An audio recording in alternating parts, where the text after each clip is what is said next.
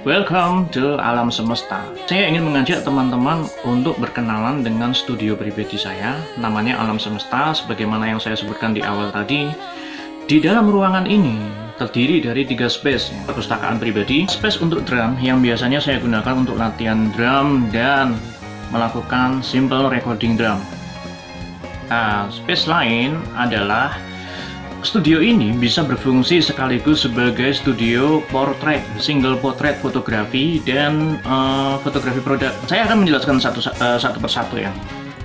Dari perpustakaan pribadi, pada awalnya Alam Semesta itu hanya digunakan untuk perpustakaan pribadi sama untuk latihan drum.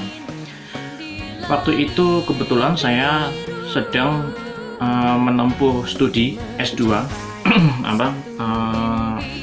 studi S2 Master Antropologi di UGM, dan saya juga masih bermain musik.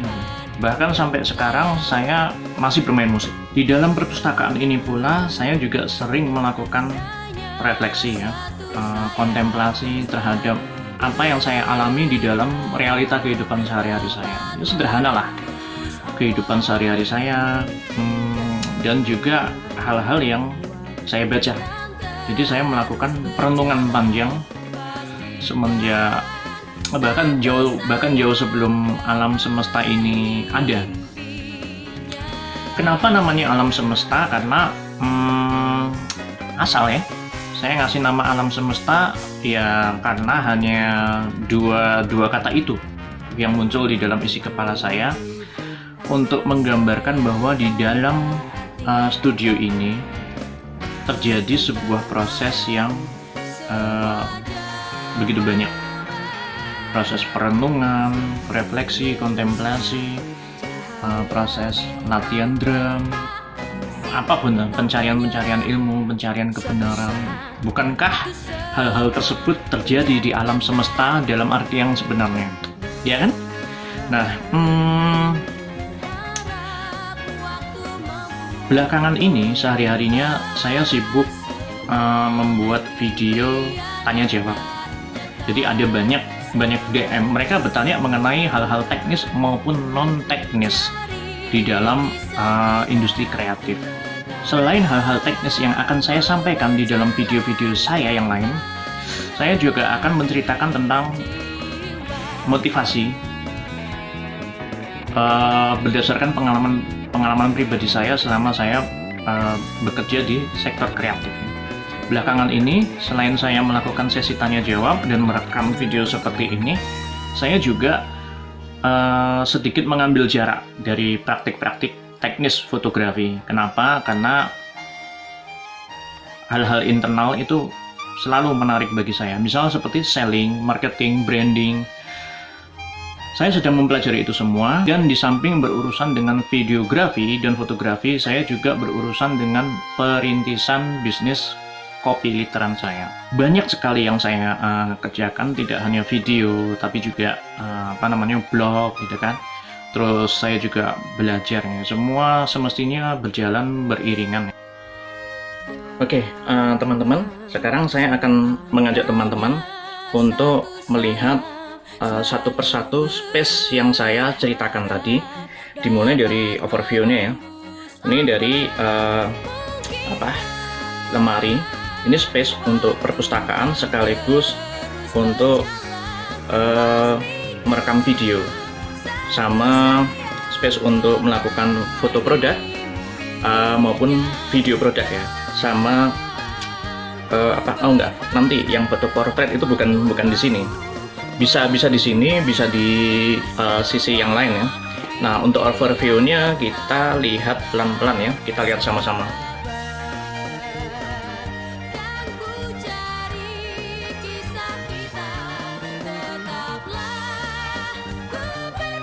Nah, itu space untuk drum sama record drum. Terkadang saya mengambil portrait fotografi itu di sudut tersebut. Jadi saya setting drum, saya geser, saya susun, saya ganti dengan background ya, dengan background seperti kain warna hitam atau kain-kain lain. Nah, itu adalah pintu masuk dari arah garasi. Tujuannya supaya kalau ada teman-teman saya atau klien-klien saya bisa masuk lewat situ. Seperti terakhir kemarin ada dari teman-teman dari UGM ya, waktu mengadakan webinar sama saya, pewawancaranya itu masuk lewat situ. Nah, di atas itu ada ventilating fan. Fungsinya untuk menyerap udara dari dalam sini keluar ya. Jadi mungkin membuang debu-debu. Nah, itu adalah thesis master. Saya pasang di situ keperluannya untuk sempat bikin video latar belakangnya, backgroundnya seperti itu. Kan ada tuh teman-teman kalau pernah lihat foto terus kemudian backgroundnya ada kertas-kertas seperti itu, tapi asalnya dari buku-buku yang warnanya sudah menguning, sudah semakin tua usia buku tersebut. Nah, itu adalah draft thesis master saya. Waktu itu saya membuat 2 tesis master ya. Yang satu tentang politik identitas, yang satu tentang capital exchange, pertukaran kapital, pertukaran sumber daya. Nah, itu ada 3 kertas ya, ada 3 kertas yang saya lepas ya. Yang lain belum sempat saya lepas. Aslinya sebetulnya itu ada sampai ke bawah ya, jadi itu dindingnya kan ada yang warna tua, warna muda, sama yang bawah-bawah ini yang saya tunjuk. Nah, itu sebetulnya awalnya kertasnya sampai bawah, sampai satu deret bawah itu sudah saya lepas, tapi belum sempat saya yang paling atas belum sempat saya lepas. Nah, atas ini ada buku-buku. Terus, nah ini adalah lemari saya yang kedua ya, yang jarang sekali saya perlihatkan. Nah, lemari kedua ini bagi saya spesial. Kenapa? Karena gini. Nah, lemari ini kebanyakan novel. Kemudian di bawahnya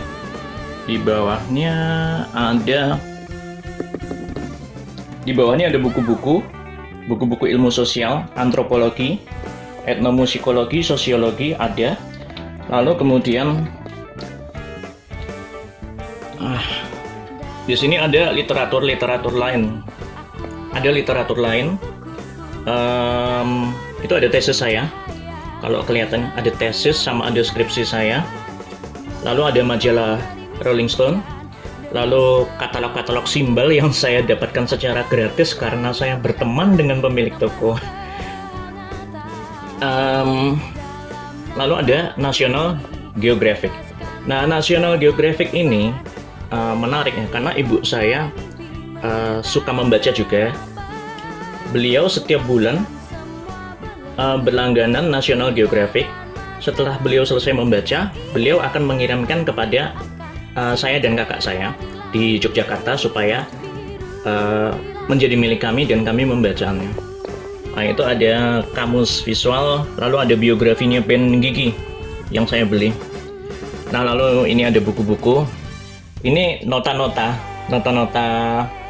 yang berhubungan dengan pembangunan rumah saya, yang dimana dulu saya yang menghandle semuanya. Bukan semua, sebagian besar ya. Sebagian besar saya handle manajemennya ya.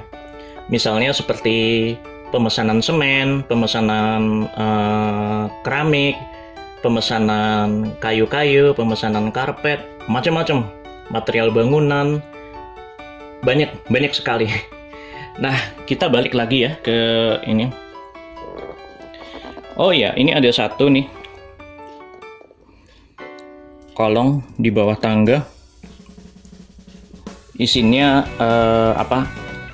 barang-barang yang sudah saya seleksi sedemikian rupa properti untuk foto produk ada, properti untuk foto still life ada, terus ada simbol-simbol saya juga bermain drum ya. Lalu itu ada apa ya, disinfektan spray ya, sebagaimana yang kalian tahu sekarang lagi masa pandemik ya. Terus ada kabel-kabel banyak. Nah sekarang kita ke arah ini, lemari saya yang kedua. Lemari saya yang kedua ini spesial. Kenapa? Berbeda dengan lemari yang di seberangnya. Lemari yang kedua ini saya tata sedemikian rupa karena saya setelah selesai membaca buku ini semua, dan itu saya kategorikan sesuai dengan karakteristik paradigmanya. Mengenai paradigma itu semacam apa ya, kalau teman-teman pernah bikin skripsi, tesis master, atau disertasi, pasti semua berawal dari bab 1. Nah, bab 1 itu kan ada latar belakang masalah, rumusan permasalahan, terus kemudian tujuan penulisan, dan kerangka pemikiran atau kerangka teori. Yang lagi populer digunakan di luar sana, di luar Indonesia, itu ada sebagian universitas yang populernya menuliskannya paradigma. Paradigma itu macam-macam ya. Kalau saya masih mempelajari paradigma barat ya, masih belum paradigma lainnya. Nah, ini kita lihat nih. Nah, ini kalau teman-teman lihat tuh ada kaca ya, ada kaca untuk ngaca gitu, kaca kecil ya, simple aja, nggak gede-gede. Terus ada hadiah dari temannya adik saya, namanya Mbak Luisa Erika ya, Familia Ante Omnia, jadi keluarga adalah yang terutama masuknya gitu. Lalu itu adalah kamus Oxford ya, Oxford Dictionary yang sengaja saya beli karena memang perspektif saya, pendekatan saya dalam tesis master saya adalah pasca strukturalisme, di mana saya harus berhadapan dengan banyaknya konsep-konsep atau istilah-istilah yang berkembang dimulai dari masa Orde Lama, Orde Baru, sampai zaman yang paling mutakhir Indonesia yang seperti sekarang nih. Itu kalau nggak salah Oxfordnya terbitan 2014 ya. Oxford ini pada tesis master saya bandingkan dengan kamus bahasa Indonesia pada tahun 2002 kalau nggak salah, keluaran 2002. Jadi salah satu studi dalam pasca struktural itu adalah mengkomparatifkan ya perkembangan istilah-istilah dalam wacana perkembangan sebuah bangsa gitu, pembangunan sebuah bangsa itu dikomparatifkan ya, dari dulu sampai sekarang bedanya apa dan terjadi kenapa. Nah, ini ada mainan-mainan ya. Ada mainan-mainan yang saya suka ya, Doraemon, dari McD itu ada, terus kemudian itu ada kayak patung piagam ya, bukan piagam sih, apa ya istilahnya, kurang lebih gitu. Itu dari S1 saya, wisuda, sempat terjatuh ya. Itu kan teman-teman antropologi pasti tahu tuh, tulisannya siapa, Puja Sameti, close to the stone, far from the stone, apa ya kalau nggak salah ya, ketutup. Nah, ini kita sampai pada bagian yang atau ini dulu ya, paling bawah dulu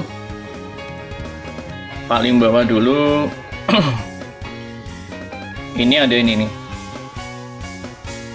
ada kopi-kopi yang baru saya beli, belum dry green ya, masih biji. Terus tapi ada yang ini sih, ada yang udah bubuk gitu kan, ada yang bubuk tapi sebagian besar masih biji kopi. Nah, di situ ada botol-botol yang saya cicil, yang saya simpan ya, supaya nanti kalau ada pembeli usaha rintisan kopi saya, bisa langsung saya sediakan.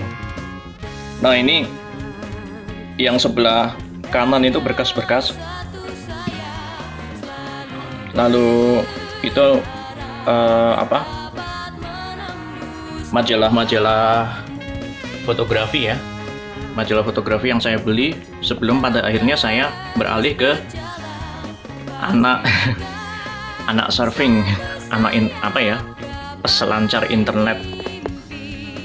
Nah, ini di belakang-belakang itu ada majalah-majalah komik independen. Di belakang situ, di belakang kura-kura itu. Lalu ada buku-buku antropologi lain di belakang sana. Nah, ini buku yang kedua susunan buku ini, yang depan ini sebagian besar secara sukarela dipinjamkan oleh teman saya yang pergi keluar pulau gitu, tapi dia tahu saya suka baca, jadi daripada dia bawa kerepotan bawa buku ini, dia meminjamkan saya buku-buku ini. Ini adalah buku-buku pilihan saya ya. Nah, yang ini adalah buku milik saya. Ini buku teman saya ya, sampai ke bawah. Nah, ini dipinjamkan oleh teman saya juga. Nah, ini buku saya, pemberian dari komunitas perempuan menulis pada saat saya mengerjakan proyek yang disokong oleh Kementerian Pendidikan dan Kebudayaan. Buku saya juga, buku teman, buku saya, buku teman, buku saya. Wah, ini saya beli di Solo ini. Di Solo, tapi saya di toko apa ya, Orion ya, toko bakery. Nah, ini punya kakak saya. Nah, kita ke atas ke bagian yang paling spesial. Kenapa saya katakan spesial ya? Karena ini adalah basic dari perspektif saya dalam memandang gejala-gejala atau peristiwa sosial budaya. Nah, buku-buku ini semuanya saya kelompokkan. Dari yang sifatnya filsafat positivistik namanya. Positivistik. Lalu ini ada filsafat pasca struktural sebagaimana yang saya katakan tadi. Jadi ada filsafat strukturalisme sampai ke pasca struktural. Jadi semua yang berkaitan dengan pasca strukturalisme, yang membangun pondasi-pondasi teoritik dari pasca strukturalisme ini, saya susun dan saya kelompokkan. Dari sini saya jadi mengerti karena saya berhadapan dengan bahasa gitu, kata-kata gitu. Saya jadi terbiasa untuk mengamati bagaimana orang-orang itu ngomong gitu, bagaimana orang-orang itu memaknai sesuatu dan di mana letak kekeliruan mereka dalam memaknai sesuatu. Itu karena saya terlatih ngobrol sama orang, dan kemudian saya juga terlatih untuk membolak-balik halaman dari buku-buku ini semua. Bahkan buku ini sekalipun dibaca satu kali terus selesai, itu bukan berarti kamu khatam, bukan berarti kamu paham. Di masa yang akan datang itu nanti pemahaman itu akan terus berkembang gitu. Jadi orang tuh, kalau saya tuh biasa aja, nggak ada yang perlu dipertahankan, terlalu ngotot, terlalu bersikukuh pendapat pada saat ini. Di masa yang akan datang pasti akan berkembang gitu. Nah, ini ada Das Kapital, terus kemudian siapa ya? Benedict Anderson sama Clifford Geertz. Clifford Geertz di akhir hayatnya itu katanya menjadi seorang pasca strukturalis. Ya, kurang lebih itu istimewanya di sini, karena semua yang ada di dalam ini saya kelompokkan sesuai dengan paradigmanya setelah saya mempelajari epistemologi. Nah, ada satu lagi nih. Misalnya nih, kalau kalian belajar epistemologi, kalian pasti paham apa karakter dari cara berpikir setiap orang gitu kan, dan kelemahan-kelemahannya. Nah, ini ada Sherlock Holmes. Sherlock Holmes itu positivistik. Sherlock Holmes di dalam sebagian besar karyanya itu positivistik. sorry, karyanya dalam ceritanya ini kan karyanya Conan Doyle ya. Ya, nah sekian kayak gitu ya. Terus kemudian kita ke arah, oke, kita sekarang sudah ada di spot di space drum saya sama recording drum. Kita mulai dari apa ya, overview-nya dulu ya. Jadi ini ada drum akustik saya, drum akustik dari atas tom-tom 8 inch, terus bawah ada tom-tom 13, tom-tom 12, 13, lalu kemudian tom-tom itu bass drum 22 inch. Nah, itu artwork dari band saya, Guaza. Sempat saya cetak menjadi stiker, saya tempel di depan bass drum saya. Nah, yang ini adalah floor tom. Ini iPhone 5s saya gunakan untuk saya install aplikasi Yamaha Recording. Jadi fungsinya itu adalah kalau Anda punya MP3, kalau teman-teman punya MP3, itu bisa disinkronize ya. Nah, secara otomatis aplikasi Yamaha ini akan mensinkronize antara MP3 sama tempo gitu. Jadi teman-teman yang nggak tahu harus memulai lagunya itu kapan, cover lagunya kapan, teman-teman bisa mencoba install aplikasi Yamaha ya. Teman-teman bisa coba install aplikasi Yamaha seperti ini jadinya, kurang lebih seperti itu ya. Lalu ini ada mixer, fungsinya menghubungkan antara drum dengan laptop saya. Cuman kebetulan laptop saya lagi nggak ada nih di sini, lagi saya pakai untuk kepentingan lain. Oke, apalagi itu bagian sudut ya. Bagian sudut biasa sering saya letakkan HP untuk rekaman drum. Bagian sudutnya HP untuk rekaman drum, berdirinya pakai tripod. Yang sebelah itu tadi juga. Nah, depan sana juga. Nah, oke, kita sekarang ke drum elektriknya ya. Kan tadi saya cerita kalau saya pakai ada drum akustik, tetapi belakangan ini mulai jarang saya gunakan ya. Bahkan sama sekali tidak saya gunakan. Kenapa? Karena saya memprioritaskan atau mengedepankan output sound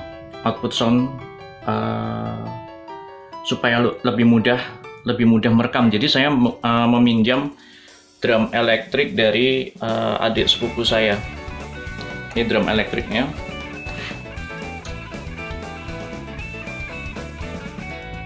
Penampakannya. Nah, ini kenapa saya lebih memilih menggunakan drum elektrik daripada menggunakan drum akustik untuk sementara ini? Karena pragmatismenya. Karena dia pragmatis. Untuk making drum, proses recording drum akustik sendiri cukup susah, apalagi bagi drummer-drummer yang punya drum akustik, tapi kondisi internal studionya itu akustik treatmentnya itu kurang bagus gitu kan. Nah, ini sebetulnya studio ini awalnya saya buat untuk perpustakaan pribadi sama latihan drum, pakai drum akustik gitu kan. Saya hanya memasang peredam supaya dia bisa meminimalisir suara supaya tidak terlalu keras keluarnya gitu kan. Nah, namun akustik treatmentnya itu belum saya handle gitu, karena ada persoalan-persoalan ide dan gimana mengalokasikan dananya gitu kan. Dananya masih belum masih kurang ya. Nah, tapi saya masih belum membutuhkan itu sih, selama masih ada alat yang sudah ada saya gunakan gitu kan. Jadi nggak ribet ya. Saya terima kasih kepada saudara sepupu saya sama paman saya karena telah meminjamkan saya drum elektrik untuk proses produksi drum cover juga. Teman-teman yang belum lihat drum cover saya bisa lihat ya, namanya sama channelnya, Jinan Ramadan ya, untuk video sama fotografi sama dan channel drum itu namanya Jinan Ramadan sama semua. Oke. Selesai ya. Makasih ya teman-teman ya sudah menyaksikan sampai selesai. Kita jumpa di lain kesempatan di dalam video-video saya yang lainnya. See you.